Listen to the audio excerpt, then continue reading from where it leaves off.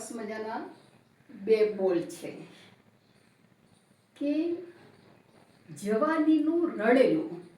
રડેલું એટલે કમાણી કરેલી, અને શિયાળાનું ખાધેલું. કે શિયાળાનો જે ખોરાક છે ને એ ખૂબ મજબૂત હોય છે, ખૂબ તંદુરસ્ત હોય છે. એ જિંદગીને તંદુરસ્ત રાખવા માટે, નિરોગી રાખવા માટે અને ખુશહાલ રાખવા માટે ખૂબ જ જરૂરી છે. કેમ કે જુવાનીની ઉંમર 30 પછી તુરત જ જવાબદારી કોઈ પણ વ્યક્તિના માથે શરૂ થઈ જાય, અને એ સમય એવો છે કે 30 વર્ષની ઉંમર અને 50 થી 55 વર્ષની જે ઉંમરનો જે સમયગાળો છે એ વ્યક્તિ માટે ખૂબ જ મહત્વનું ગણાય છે. એટલા માટે મહત્વનું ગણાય છે કે એ વ્યક્તિએ એની જિંદગીની સફરમાં જે કંઈ અચીવ કરવું હોય, જે કંઈ પ્રાપ્ત કરવું હોય, જે કંઈ હાંસલ કરવું હોય, જે કંઈ સિદ્ધિ મેળવવી હોય, જે કંઈ મંજિલને પહોંચવા માટે તમારે જે પ્રયત્નો કરવા હોય એ બધા જ પ્રયત્નો, અને સાથે સાથે જે કંઈ સંપત્તિ, પૈસા, ધન દોલત, મજૂરી, મહેનત અને કમાણી કરીને ભેગું કરવું હોય, તો આ ઉંમરનો જે સમયગાળો છે 30 થી 55 વર્ષનો, એ સમયગાળામાં માણસ ઈચ્છે તો બધું જ કરી શકે એમ છે. કેમ કે એ ઉંમર, વ્યક્તિની જે આ ઉંમર છે એમાં એક જોગ હોય, શરીર પણ તંદુરસ્ત હોય, કંઈ સારું કરવાની, કંઈ પ્રાપ્ત કરવાની એક મહેચ્છા હોય, ઈચ્છા હોય. અને એ સમયગાળામાં વ્યક્તિ બધા જ પ્રકારની મહેનત, બધા જ પ્રકારનો શ્રમ, એ પછી શારીરિક શ્રમ હોય કે પછી માનસિક શ્રમ હોય, આ શ્રમ કરી શકવાની આ ઉંમર છે.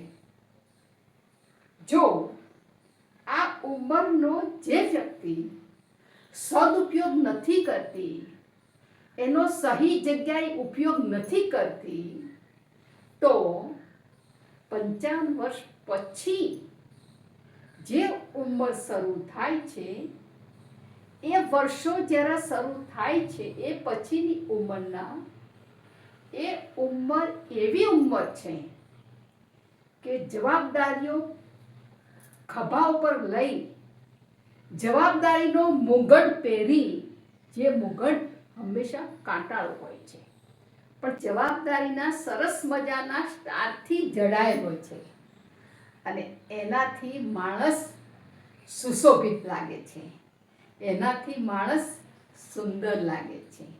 આમ આ જે ઉંમરમાં માણસ કંઈ જ ના કરે તો પાછળની જે સંધ્યા છે, પાછળની જે જીવન બાકી રહ્યું છે, પાછળની જે જિંદગી હજુ જીવવાની બાકી છે, એ જિંદગીમાં માણસને ખૂબ તકલીફ પડે.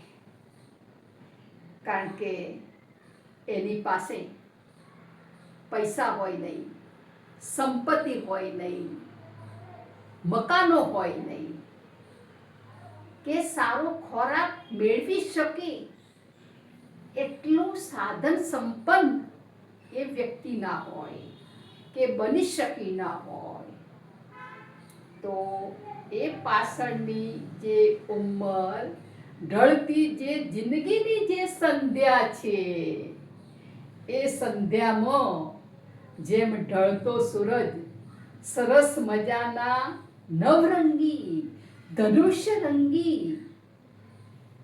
જે રંગોથી જે સરસ મજાનો લાગે છે, સરસ સુંદર લાગે છે, જે જોવો ગમે આપણને, એવી ઢળતી જે ઉંમર છે એ પછી આપણને ખૂબ દોહલી લાગે, જીરવી ન શકાય, પીડા જે થાય એ સહન કરી ન શકાય.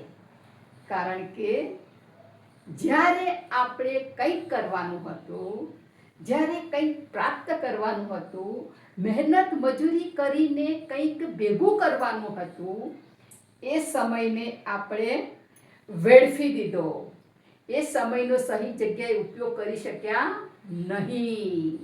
ધોરણ 10 બોર્ડની પરીક્ષા, અને જો એ પછી જો ભણવાની ઈચ્છા હોય તો પછી માધ્યમિક શાળામાં ધોરણ 12 જે 2 બોર્ડ પસાર કરવાના હોય, અને એ પછી આ ધોરણ 12માં સારામાં સારા માર્ક સાથે એ બાળક જો પાસ થાય તો સારી કોલેજમાં એ પ્રવેશ મેળવી શકે. પરંતુ આ જે ઉંમરનો જે સમયગાળો છે, એ સમયગાળો ખૂબ સેન્સિટિવ છે, ખૂબ કાળજી રાખવા જેવી છે. અને આ કાળજીમાં પરિવાર પણ જોડાઈ જાય, આ કાળજીમાં પરિવારે પણ ધ્યાન રાખવાનું હોય. કોલેજમાં પ્રોફેસરોનું પણ એ બાજે જ્યારે લેક્ચર લેતા હોય ત્યારે કયું બાળક કેટલું ધ્યાન આપી શકે છે એની પર નજર દરેક વિદ્યાર્થીઓ પર હોવી જોઈએ. તો જ આપણને ખબર પડે કે આ બાળક કેટલું ભણી શકે છે, કેટલું ધ્યાન રાખી શકે છે. અને કોલેજ કાળની જે ઉંમર છે એ ઉંમરને ખૂબ સાચવવી પડે છે. કારણ કે એ ઉંમરમાં કુદરતી પ્રક્રિયા પ્રમાણે એ વખતે પ્રેમ અને સ્નેહના જે કોષો હોય છે એ સંતર્ક થઈ જાય છે. આ કોલેજ કાળ દરમિયાન એક સ્નેહ અને પ્રેમનું એક આકર્ષણ વધી જાય છે. અને એ વખતે કોઈ પણ છોકરી કે છોકરો જો એકબીજા સાથે પ્રેમમાં જોડાઈ જાય, એકબીજા સાથે સ્નેહ થઈ જાય, અને જો ભણવામાં જ્યારે ભણવાનું છે ત્યારે ધ્યાન ન આપે, ત્યારે એ કોલેજનો જે સમય છે, કોલેજનો જે કાળ છે, જે ભણવાનો સમય હતો યાદ થઈ જાય. એ પછી કોઈ સારી સરકારી નોકરી કે સારી પ્રાઇવેટ નોકરી માટે લાયક બની શકે નહીં. અને એ પછી શું થાય, એક નાની મોટી નોકરી હોય, 5-10 હજાર રૂપિયા કમાય, ક્યાંક કોઈ પ્રાઇવેટ નોકરી કે પછી બીજી કોઈ છૂટક મજૂરી કરે.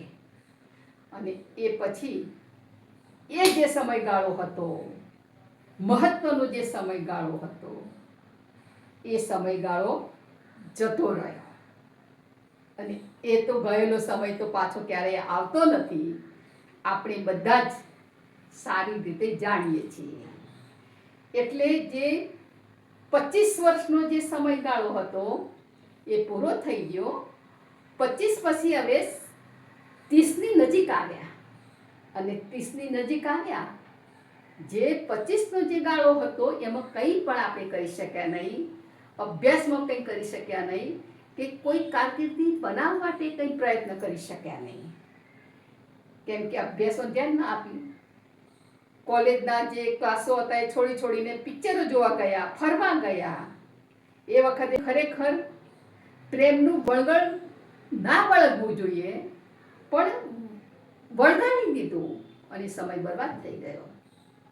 એટલે 30 વર્ષની જે ઉંમર શરૂ થઈ અને 55 વર્ષ સુધી એ વ્યક્તિ જ્યારે આવ્યા ત્યારે એમના જીવનમાં કોઈ એવી ધન સંપત્તિ ભેગી ના થઈ, કોઈ સારા મકાનો કે કોઈ સુવિધાઓ ભેગી ના થઈ શકી. અને એ પછી એમની જે પાછળની જે સંધ્યા છે એ સંધ્યા મેં અગાઉ કહ્યું એ પ્રમાણે એટલી તકલીફવાળી શરૂ થઈ જાય. અને ક્યારેક કેટલી બધી તકલીફ આવે, આના કરતાં મૃત્યુ સારું. અરે ભાઈ, શા માટે? જ્યારે તમારે ભણવાનું હતું, મા બાપે મહેનત કરી અને પૈસા ખર્ચી તમને ભણવા માટે મોકલ્યા, એ વખતે તમે ધ્યાન ના આપ્યું, પ્રેમના સ્નેહના રવાડે ચડી ગયા અને પછી સારી નોકરી માટે કે સારા કોઈ ધંધા માટે તમે કશું જ ના કર્યું અને પછી તમે હવે જિંદગીને કોસો છો. કેમ? કારણ કે જે કરવાનું હતું એ તમે કરી શક્યા નહીં અને કર્યું નહીં. કારણ કે એ વખતે તમને ભણવા કરતાં રંગીન જિંદગી સારી લાગતી હતી અને રંગીન જિંદગીમાં તમે પ્રવેશી ગયા.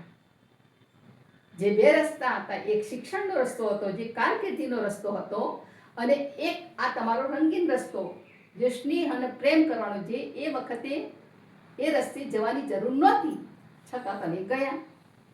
એટલે એ વખતે જે સંધ્યા છે, જીવનની ઢળતી સંધ્યા છે, એ તમને પોતાની પણ કોશશે કે ભલા માણસ, જે નહોતું કરવાનું જે ટાઈમે એ તું કરીને બેઠો અને હવે શા માટે તું દુઃખી થાય છે? હવે તારે આ ભોગવવું જ પડશે. એમ યુવાનીનું રડેલું ઢળતી સંધ્યાને સુવર્ણ બનાવે છે, નવરંગી બનાવે છે, ધનુષ્યરંગી બનાવે છે, તંદુરસ્ત બનાવે છે, જીવવા લાયક બનાવે છે, આનંદિત બનાવે છે. અને હજુ એમ થાય કે બીજા 5-10 વર્ષ જો કુદરત આપી દે ને તો હજુ પણ સારી રીતે જીવવું છે.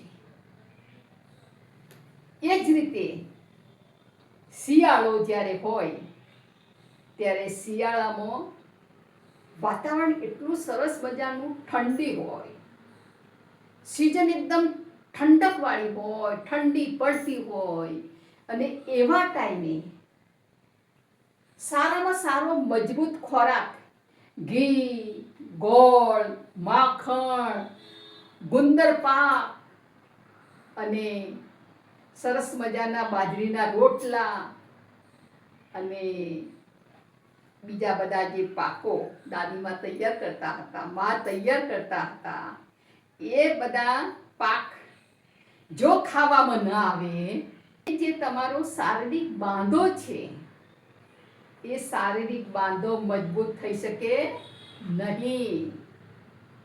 અને એ શારીરિક બાંધો મજબૂત ન થાય એટલે તમે સારું કામ પણ ન કરી શકો. થોડું પણ કામ કરો તો પણ તમને શરીર એમ કહે કે ના, હવે થોડો આરામ કરવો છે, બહુ થાક લાગી ગયો છે, થોડો આરામ કરી લો. એમ થોડું કામ કર્યા પછી તમને આરામ કરવાની ઈચ્છા થાય. અને જ્યારે મજબૂત શિયાળાના પાક, શિયાળાનું ખાણું ભરપેટ ખાધું હોય ત્યારે શરીર કેટલું મજબૂત બને.